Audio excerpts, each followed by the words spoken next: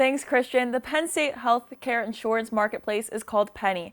Many who use it are small business owners, farmers, and part-time employees not covered by their employers. Now, they find themselves frustrated and at a crossroads after their rates skyrocketed.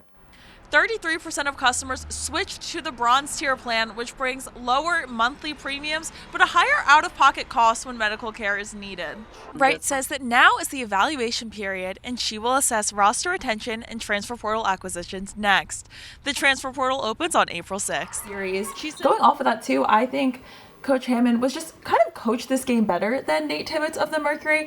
Hammond said, she knew the Mercury kept trying to push. Their ball movement was really, really smooth. Satu Sabali finished about just under 20 points. She had a couple of 3-point shots. Their inside-outside game was really great. So she said heading into that fourth quarter, she knew to adjust to a zone defense because the Mercury then weren't able to break that. And that's really how the Aces were able to secure that win. And also talking about that ball movement, that last possession was just really brutal from the Mercury. They inbound that ball with 13 seconds left. It took them 8 seconds to pass the ball. You can't take 8 seconds at the end when you're down by 3 after you missed free throw shots and then fouled Vegas to let them have the shots.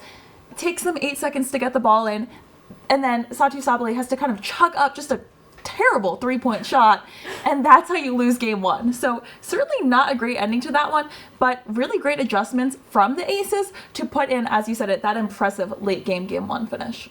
6-year-old Girl Scout Pim Neal from the Pittsburgh area has set a record. She sold the most Girl Scout cookies ever in Pennsylvania. Her TikTok post received over 1 million views, and she sold to over 15,000 customers. Pim sold more than 106,000 boxes since cookie season started last month, and it's not over yet. She still has until cookie sales end March 22nd. Thanks, Jack. A State College man whose murder conviction was overturned after he spent 43 years in prison is a step closer to freedom today. Subu Vedam has been detained by ICE since his release last fall on an old deportation order. But yesterday, a federal immigration judge ruled he can stay in the U.S. Vedam is 64 years old. He's in custody at a federal facility in Clearfield County. His family sent us a statement on the new developments. They said they're grateful the court finally afforded Subu justice, adding, quote, "We had dared to dream that this day would come," sharing Subu's belief that the truth would prevail. It's not yet clear when he might be released. The state and federal trials of Luigi Mangione in the killing of United Healthcare CEO Brian Thompson have been delayed. A judge moved the state trial from June to September and the federal trial from September to October. Mangione's lawyers argued back-to-back prosecutions on a tight timeline would violate his rights. Police arrested him in Altoona days after the murder. Music, posters, and flags, all showing solidarity for Ukraine, on display at the Allen Street gates. This week's event in State College marks the 4th anniversary of Russia's full-scale invasion of Ukraine. Olena Zatava teaches Slavic studies at Penn State. She was born and raised in Ukraine before moving to the U.S. in 1994 and says the Center County community is special. We call people who come and stand with us Ukrainians by heart. Ukraine's President Volodymyr Zelensky said this week that Russia has not broken his country's people, and he said they must keep fighting. Because all of us people will have to run away from the country or be Russians. Michael Nadan is a Penn State professor of Ukrainian studies. He's been teaching here since 1988 and even co-translated Zelensky's biography. He says Putin wants to erase the Ukrainian people, language, and culture from history.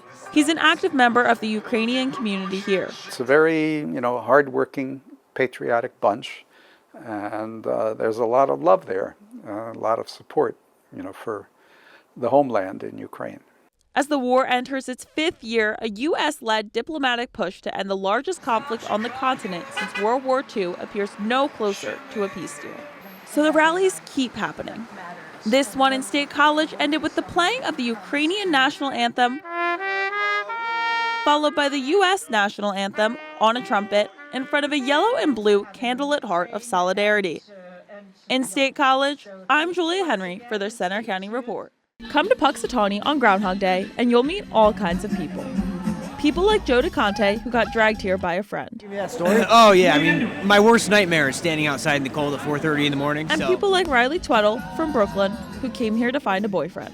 Looking for someone who loves to have a good time, even if it's at 4 in the morning. So these people, I think they check that box. She made flyers with her contact info and put them up around town. All of these people show up for Punxsutawney Phil to hear what he says. From Punxsutawney to Ukraine, thousands traveled to Gobbler's Knob for Groundhog Day 2026. While people waited in frigid temperatures, even snowflakes in the early morning, many of them wished for an early spring. But this year, they were disappointed. It is my job this February 2 to look to the skies and report back to you that there is a shadow here on my ground. 6 more weeks of winter abound. This was Donald Bauer's 19th visit to Gobbler's Knob. He's a pro. Hey, this year I got a battery-operated heated winter coat and long johns, so I'm ready for the weather. Tens of thousands of people show up each year for this special holiday with a 6 a.m. fireworks show, groundhog-themed musical parodies, and much more. Now, all we can do is wait to see if Phil's prediction holds up. In Punxsutawney, I'm Julia Henry for Center County Report.